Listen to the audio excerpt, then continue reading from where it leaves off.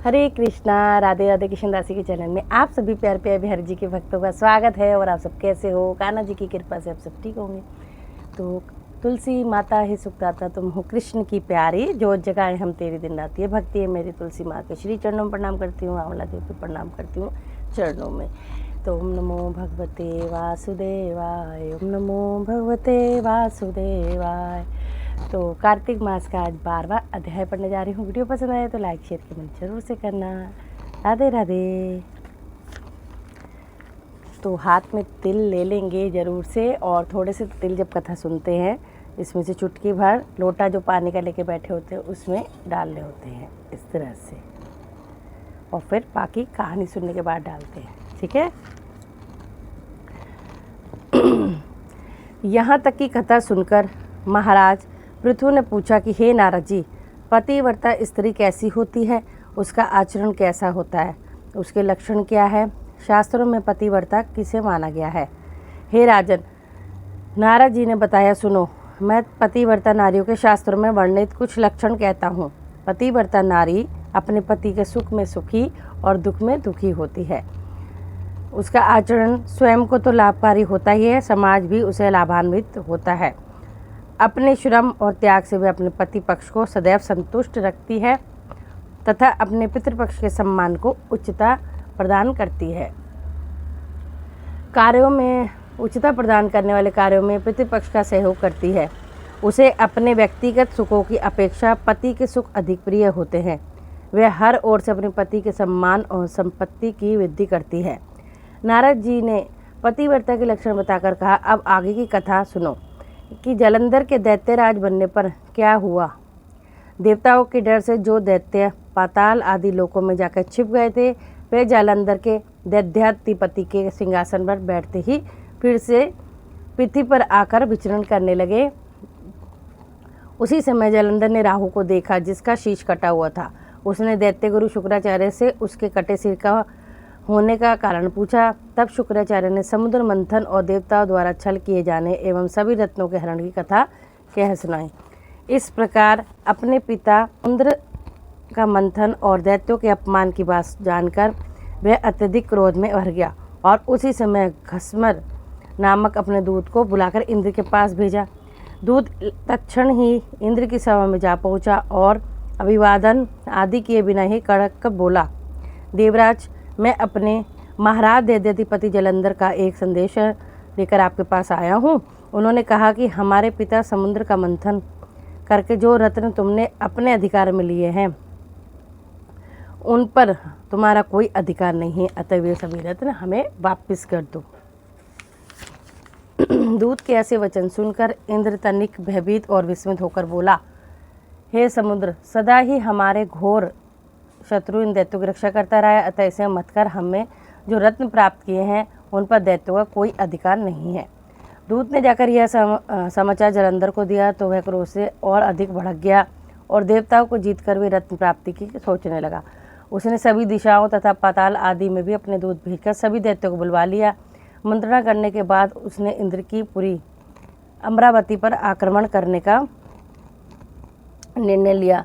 अतः शुम्भ निशुम्भ को अपना सेनापति बनाकर सर्प के नंदन वन में स्थित अमरापुरी को घेर लिया। यह समाचार पाकर देवता भी युद्ध के लिए बाहर आ गए। तत्पश्चात अनेक प्रकार के अस्त्र शस्त्रों से देवताओं और दैत्यों में युद्ध होने लगा। दोनों पक्ष एक दूसरे को मार कर गिराने लगे। चारों ओर रक्त बहने लगा। मरकर गिरे हुए अश्वों की एवं गजों की रणचित्र पट गया। एक और युद्ध में मारे गए दैत्यों को दैत्य गुरु शुक्राचार्य अपनी संजीवनी विद्या से जीवित कर रहे थे, और दूसरी ओर बृहस्पति जी द्रोणाचल की दिव्य औषधियों द्वारा देवताओं को जीवित कर रहे थे। उधर जब दैत्यराज जालंधर को देव गुरु बृहस्पति द्वारा देवताओं को पुनः जीवित करने का समाचार मिला तो उसने अपने अनुचरों को आदेश दिया कि द्रोणाचल पर्वत को उठाकर समुद्र में फेंक दे। उनके अनुचरों ने ऐसा ही किया। जब बृहस्पति देव औषधि लेने गए तो द्रोणाचार्य को वहां देखकर घबरा गए। उन्होंने तुरंत देवताओं को सावधान किया, हे देवताओं, शीघ्र ही यहाँ से भागो। यह दैत्य भगवान शिव के अंश से उत्पन्न हुआ है, इसलिए यह तुमसे नहीं मरेगा। देवगुरु बृहस्पति की इस घोषणा देवताओं में भय व्यापात हो गया। व्याप्त हो गया और वे युद्ध स्थल से भाग खड़े हुए। देवताओं को भागते देख दैत्यराज जलंधर और उसके सेनापति जीत के नगाड़े बजाते हुए अमरावती के प्रवेश कर गए। उधर सभी देवता उसके भय से सुमेरु पर्वत की कंदराओं में जा छिपे। जलंधर को जब उनके वहां छिपे होने का पता चला तो अमरावती का कार्यभार शुंभ निशुंभ को सौंपकर वह देवताओं का पीछा करने के लिए सुमेरु पर्वत की ओर चल दिया। इंद्रादि देवताओं ने जब उसे सुमेरु पर्वत की ओर आते देखा तो वे अपनी रक्षा के लिए भगवान विष्णु का स्मरण और स्तुति करने लगे। हे कच्छमच्छ आदि अनेक रूप धारण करके अपने भक्तों के दुखों को मिटाने वाले, हे सारी सृष्टि का पालन और संहार करने वाले, शंख चक्र गदा और पद्म को धारण करने वाले प्रभु, आपको बारंबार प्रणाम है। नमस्कार। हे लक्ष्मी रमणा, हे दैत्यों का नाश करने वाले, हे पीताम्बरधारी, हे शरणागतों की रक्षक, आपको हमारा बारंबार प्रणाम है। जलंधर नामक दैत्य के संताप से पीड़ित हम देवताओं के समस्त संतापों को हरने वाले तथा सूर्य चंद्र नेत्रों वाले अपने आप को नमस्कार है। हे राजन, जो कोई मनुष्य भगवान की संकट नाशक स्तुति को पढ़ता है उसके समस्त संकट भगवान स्वयं दूर करते हैं। सो हे राजा पृथु, देवताओं की स्तुति सुनकर और उनके महान दुखों को देखकर भगवान श्री हरि शीघ्रता से उठे और गरुड़ पर सवार होकर चलने को उद्यत हुए। तब श्री लक्ष्मी जी ने पूछा, हे प्रभु, आप कहाँ जा रहे हैं? तब भगवान बोले कि तुम्हारे भाई जलंधर के भय से भयभीत तथा पीड़ित देवताओं की सहायता करने जा रहा हूँ। प्रभु की यह बात सुनकर लक्ष्मी जी बोली, भगवान, मैं आपकी परम प्रिय हूँ, तब भी क्या आप मेरे भाई का वध करेंगे? भगवान बोले, शंकर से उत्पन्न होने और ब्रह्मा जी के वचन के कारण हम तुम्हारे भाई को कदापि नहीं मानेंगे। हम वचन देते हैं कि किंतु देवताओं की रक्षा करना भी हमारा परम कर्तव्य है। ऐसा कहकर भगवान विष्णु आयुधों से युक्त हो देवताओं की रक्षा के लिए गरुड़ पर सवार होकर चल दिए। उनके सुमेरु पर्वत क्षेत्र में पहुंचने पर बहुत से दैत्य तो गणों के पंखों के वेग से ही मारे गए। यह देखकर दैत्यराज जलंधर क्रोध से भरकर युद्ध के लिए भगवान के सन्मुख आया। देखते ही देखते दोनों में घोर संग्राम होने लगा। आकाश बाणों से ढक गया। तब भगवान ने अपने बाणों से जलंधर के रथ के छत्र ध्वजा काट डाले। घोड़े बालों से घायल होकर मारे गए और भगवान ने अपने बाणों से उनके धनुष को भी टुकड़े टुकड़े कर दिया। जलंधर ने भी गरुड़ के मस्तक पर गदा से प्रहार किया, जिससे गरुड़ को मूर्छा आ गई। तत्पश्चात दोनों के बीच मल्ल युद्ध होने लगा। दोनों एक दूसरे पर भयंकर प्रहार कर रहे थे। उनके मध्य हो रहे थे इस भीषण युद्ध को देखकर सारा संसार भयभीत होकर कांप उठा। भगवान जानते थे कि यदि हजारों वर्ष भी यह युद्ध चलता रहे तो उसका कोई परिणाम नहीं निकलेगा, क्योंकि ब्रह्मा जी के वरदान के कारण यह दैत्य केवल महादेव के ही मारेगा। अतः उन्होंने युक्ति से काम लिया और अचानक युद्ध रोककर बोले, हे दैत्यराज, तुम्हारा और हमारा युद्ध ठीक नहीं है, क्योंकि तुम लक्ष्मी के भाई हो। तब जलंधर बोला, हे विष्णु, यदि हमारे बीच कुछ युद्ध ठीक नहीं है तो हमारे आपसे संबंधों का कोई प्रमाण दे। मेरी इच्छा है कि आप लक्ष्मी जी एवं अपने गणों सहित अतिथि बनकर मेरे घर रहें। एवं मस्तु ऐसा ही हो। ऐसा कहकर भगवान विष्णु लक्ष्मी जी एवं गणों सहित जलंधर घर में रहने चले गए।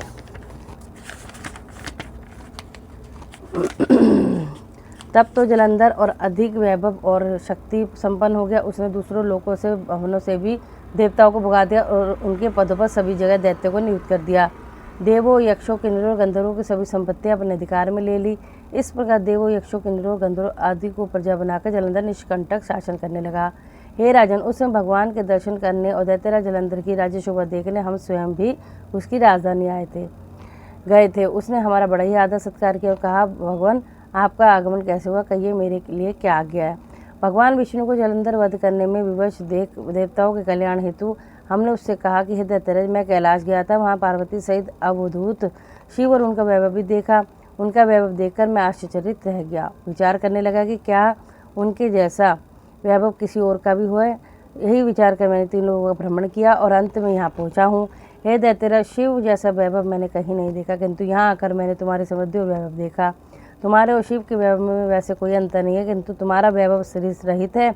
भस्म बनवाने वाले राग से रहित कामदेव के शत्रु शिव के पास स्त्री रत्न के रूप में पार्वती जी हैं। यद्यपि तुम्हारे पास भी सुंदरियों की कमी नहीं, किंतु पार्वती जी की तुलना की जा सके ऐसी कोई स्त्री रत्न तुम्हारे पास नहीं आता है। स्त्री सहित तुम्हारा वैभव देखकर मैंने यही परिणाम निकाला है कि शिव के समान वैभवशाली इस लोक में कोई नहीं है। हे राजन, नारद जी ने महाराज पृथु को आगे बताया। इतना कहकर हम तो वहाँ से चले आए। मगर जालंधर पार्वती जी की ऐसी सुंदरता का वर्णन सुनकर काम जो से पीड़ित हो उठा। उसने तत्काल राहु को बुलाकर उसे एक संदेश भगवान शिव के लिए देकर कैलाश की ओर भेज दिया। राहु कैलाश क्षेत्र में प्रवेश करने लगा तो शिव के द्वार पर नंदी ने उसे रोका और प्रवेश का कारण पूछा। तब दैत्यराज जालंधर की शक्ति के मत में चूर राहु ने उनके आने का कारण बताया। वह किस मंशा से वहाँ आया। यह जानकर शिव के उनको बड़ा क्रोध आया। उन्होंने राहु को पकड़कर तत्काल भगवान शिव के सामने उपस्थित किया। राहु ने उनके सामने भी निडर होकर कहा कि हे शिव, मैं तीनों लोगों के राजाधिराज, समस्त रत्नों के स्वामी दैत्यराज जालंधर का दूत हूँ। अब आप उनकी आज्ञा सुनो। दैत्यराज जालंधर ने कहा कि शमशानवासी तथा भस्मलेपी जटाजूटधारी तुम्हारे जैसे अवधूत के पास पार्वती जैसी परम सुंदरी स्त्री शोभा नहीं देती, क्योंकि मैं तीनों लोगों का स्वामी हूँ और सभी रत्न मेरे अधिकार में हैं। क्योंकि पार्वती भी एक स्त्री रत्न है, अतः उसकी शोभा मुझ जैसे वीर पुरुष के पास होने में है, किसी भस्मधारी योगी के पास रहने में नहीं। राहु की यह बात सुनते ही भगवान शिव की दोनों भ्रिकुटियाँ तन गई और उसकी भौं से अति भयंकर पुरुष उत्पन्न हुआ। उसका मुख सिंह के समान और आंखें अग्नि की भांति दहक रही थी। उसके सारे शरीर पर खंडे जैसे बड़े बड़े बाल थे। उत्पन्न होते हुए अपना विकराल मुख फैलाकर राहु को खाने के लिए उसकी ओर लपका। या दिख राहु भयभीत होकर बोला, हे देवादिदेव महादेव, मैं एक ब्राह्मण हूँ और दूसरे दूत बनकर आया हूँ। कृपा कर मुझे दंडित न करें। राहु की करुण पुकार सुनकर उन्होंने उसे आकाश में फेंक देने का आदेश दिया। उस भयंकर पुरुष ने भगवान शिव की आज्ञा पाकर फिर उसके समक्ष आकर विनीत भाव से बोला कि मैं भूखा हूँ, कृपा कर मुझे कुछ खाने को दीजिए। तब शिवजी ने उसे कहा कि तुम अपने हाथ पैर खाओ। उसकी आज्ञा पाते ही उसने अपने हाथ पैरों का भक्षण किया। उसके बाद वह भूख करने लगा तो शिवजी ने आज्ञा दी वह उसका अपना बाकी शरीर भी खा ले। आज्ञा पाते ही उसने अपना धड़ भी खा लिया और तृप्त हो गया। अब उसका केवल मुख ही शेष बचा। तब भगवान शिव ने प्रसन्न होकर कहा, तुमने मेरी आज्ञा का पालन किया है, इसलिए आज से तुम्हारा नाम कीर्ति मुख होगा। आज से मैं तुम्हें अपने द्वारपाल नियुक्त करता हूँ। तुम्हारी पूजा से के बिना हमारी पूजा निष्फल रहेगी। उधर राहु आकाश में जाकर बाबर नामक एक देश में जा गिरा। जब जालंधर को उसकी ऐसी दुर्दशा का समाचार मिला तो उसे क्रोध का पारावार न रहा। उसने शिवजी से युद्ध करने की ठान ली और 1 करोड़ दैत्यों की सेना लेकर अपनी पुरी से निकला और कैलाश की ओर बढ़ने लगा। उसी समय उसकी दृष्टि आँख वाले दैत्य गुरु शुक्राचार्य और राहु पर पड़ी तो उसकी ओर ही आ रहे थे। इसी प्रकार और भी बहुत से अपशकुन हुए, मगर क्रोधावेग के कारण उसने उनकी ओर कोई ध्यान न दिया। उसकी सेना से आकाश ढक गया और सेना के भयानक कोलाहल से 10 दिशाएं गूंज उठी। बोलो श्री हरि विष्णु भगवान की जय, लक्ष्मीनारायण भगवान की जय। श्रीमन नारायण नारायण नारायण भजमन नारायण नारायण लक्ष्मी नारायण नारायण नारायण भगवते वासुदेव वासुदेव। अब आरती कर लेंगे। तुलसा महारानी नमो नमो, हरि की पटरानी नमो। कौन से महीना बुधसरानी, कौन से महीना हुई हरियाली, आषाढ़ महीना बुधसरा, सावन मास हुई हरियाली। तुलसा महारानी नमो नमो, हरि की पटरानी। कौन से महीना हुई तेरी पूजा, कौन से महीना हुई सगाई, कार्तिक मास हुई तेरी पूजा, मगसिर मास हुई सगाई। तुलसा नमो, हरि की पटरानी नमो नमो। कहाँ बैठी तुलसा, कहाँ बैठे शालिग्राम, गमला बैठी तुलसा, आसन बैठे शालिग्राम। तुलसा ओ नमो, हरि की पटरानी नमो नमो। 56 भोग 25 व्यंजन, बिन तुलसी नहीं एक भी पूजन। तुलसा महारानी हरि की पटरानी नमो नमो। जो तुलसा में जी की आरती गावे, बसी वैकुंठ परम पद पावे।